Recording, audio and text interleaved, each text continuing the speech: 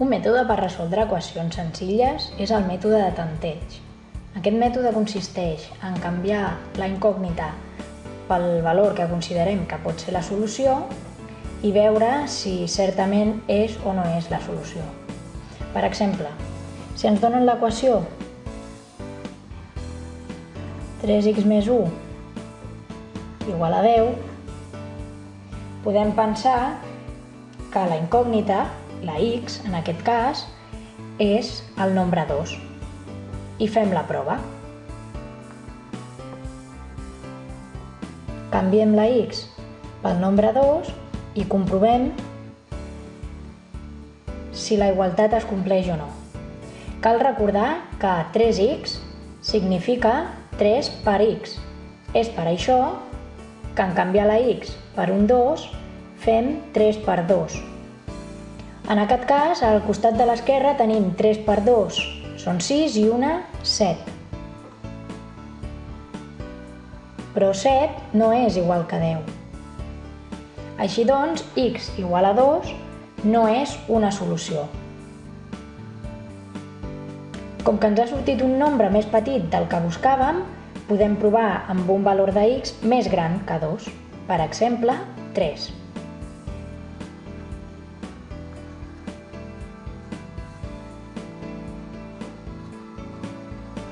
En aquest cas, també hem de calcular la part de l'esquerra. 3 per 3 són 9 i 1, 10. Aquí sí que ens han donat el mateix valor a ambdós cantons de l'igual. Així doncs, x igual a 3 és una solució de l'equació.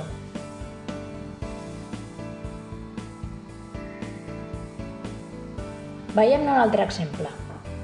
Si ens donen l'equació 4a menys 1 igual a menys 9, podem canviar la a, que seria la incògnita en aquest cas, per un valor que pensem que pot ser la solució. Provem amb el 2.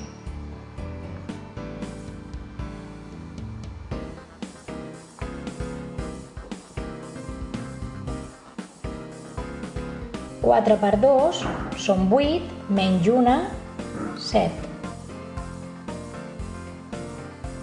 Com que 7 no és igual a menys 9, a igual a 2 no és una solució.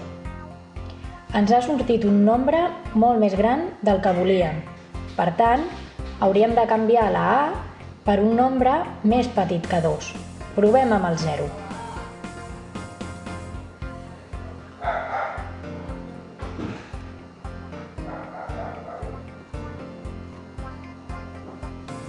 Ara faríem 4 per 0 és 0, menys 1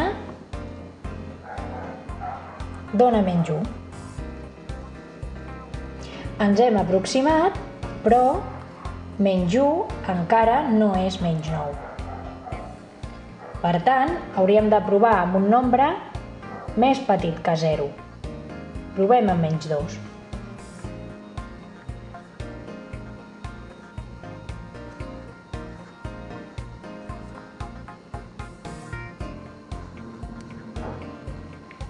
Cal recordar que no podem tenir dos símbols seguits si no hi ha un parèntesis pel mig. És per això que el menys 2 el col·loquem entre parèntesis. Fem el càlcul. 4 per menys 2 és menys 8. Menys 8 menys 1 és menys 9. En aquest cas, sí hem obtingut el mateix valor amb dos costats de la igualtat. Així doncs, a igual a menys 2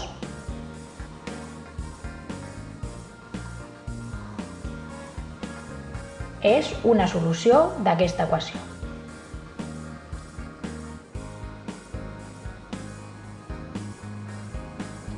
Provem ara amb aquesta altra equació.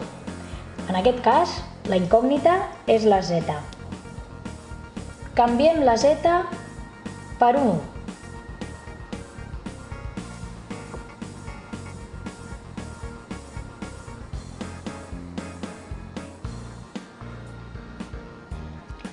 cal fer el càlcul que està a la dreta de l'igual.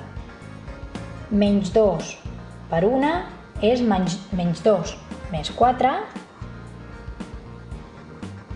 2. No ens ha donat el valor que buscàvem. Per tant, z igual a 1 no és una solució. Ens ha sortit un nombre més petit del que volíem. Però, com que el menys 2 és negatiu, podríem dubtar de si necessitem un nombre més gran o més petit. Si ens fixem, si augmento la z, resto una quantitat més gran que ara. Per tant, aquest nombre es faria encara més petit.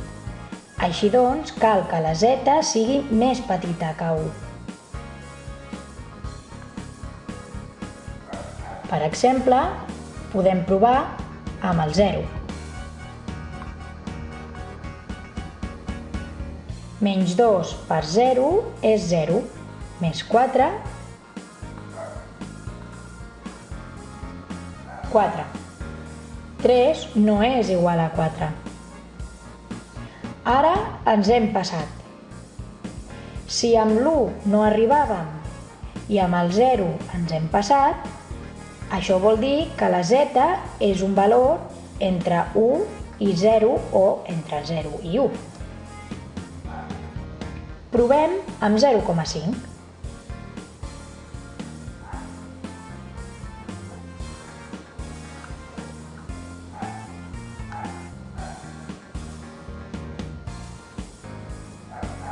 Menys 2 per 0,5 és menys 1, ja que multiplicar per 0,5 és el mateix que multiplicar per 1/mig.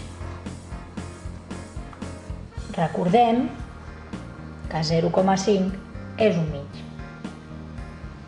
Així doncs, es tracta de fer la meitat de menys 2, menys 1. Si a menys 1 li sumem 4, ens dona 3. I en aquest cas sí que obtenim el valor que buscàvem. Així doncs, z igual a 0,5 és la solució. També podem dir que z igual a 1/mig és una solució, ja que 0,5 i 1/mig és el mateix nombre, escrit de dues formes diferents.